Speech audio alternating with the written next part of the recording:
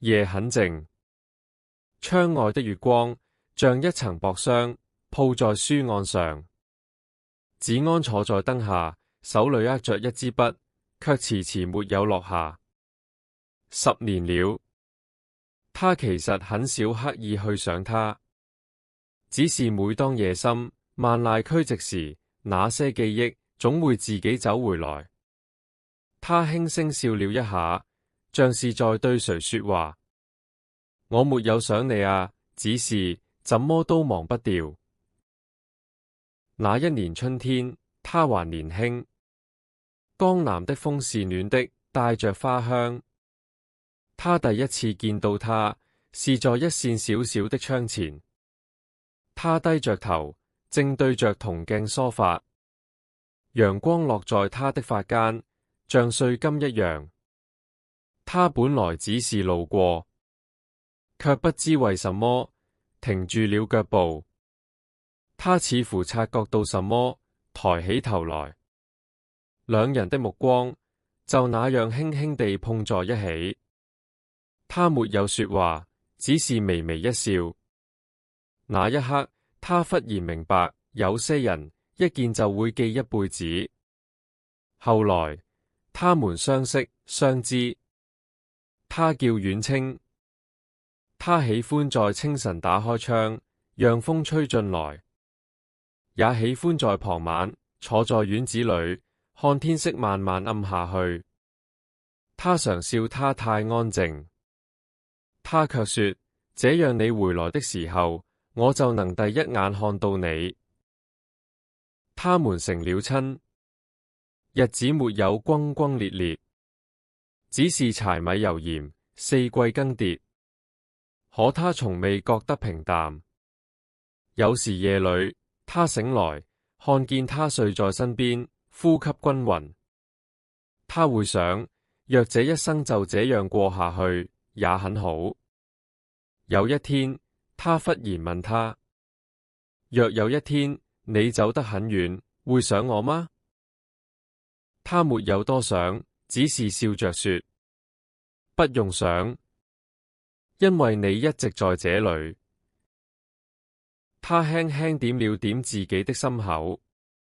他沒有再說話，只是低頭笑了。可是人間的事從來不會照人所願。那一年戰亂起，子安不得不遠行。臨走前，他站在門口送他。風很大，把他的衣袖吹得輕輕晃動。他沒有哭，只是說：早點回來。他點頭，卻沒有發現他眼裏那一瞬間的遲疑。那一別竟成了永遠。消息傳來的時候，是一個陰雨天。他病了，病得很重。他拼命趕路，卻怎麼也趕不及。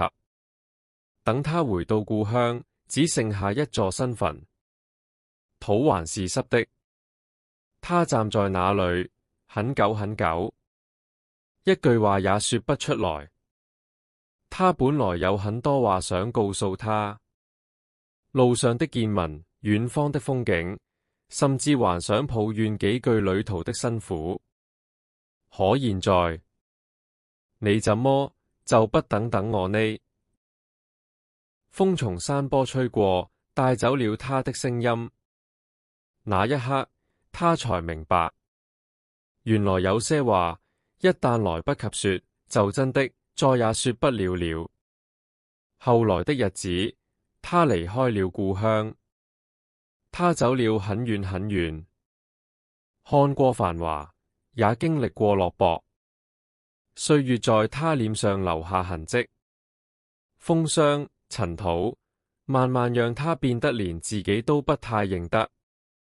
有時他會想起一件事，如果有一天他還活着，站在他面前，他還會認得出他嗎？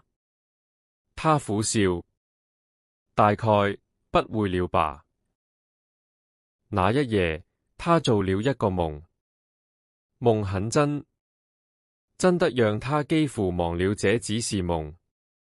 他回到了從前的家，那扇熟悉的小窗依舊開着，窗邊有一個人，他坐在那裏，對着鏡子輕輕梳着頭髮，一切都沒有變，就像那個春天。他站在門口，不敢走近，他怕一動就醒了。他忽然停下動作，慢慢轉過身，看見了他。時間好像在那一刻停住了。他想說話，想叫他的名字，想告訴他這10年他是怎麼過的，可喉嚨像被什麼堵住了一樣，一句話也說不出來。他也沒有說話，只是看着他，眼淚一點一點地落下來。他這才發現自己的臉也是濕的。原來有些情感根本不需要言語，他們就這樣對望着，無聲，卻比任何話都深。他醒來的時候，天還沒亮，房間很冷，夢已經散了。他坐起身，擰了很久，然後他忽然起身，點燈，鋪開紙。這一次，他沒有再停。筆落下的時候，手卻在微微顫抖。那些壓在心裏10年的話，終於一點一點地流了出來。天亮後，他走出了門，一路向山。那條路他已經很多年沒有走過，卻依然記得。風輕輕吹着松樹，陽光從枝葉間落下來。那座墳還在那裏。他站在墓前，這一次他終於開口了，聲音很輕很慢，像是在怕驚動誰。他說了很多，說這10年，說那個夢，說他其實一直都記得。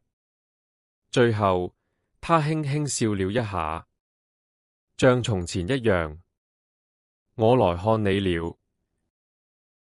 夜晚又一次降臨，明月升起，照着山坡，照着叢林，也照着那一座孤墳。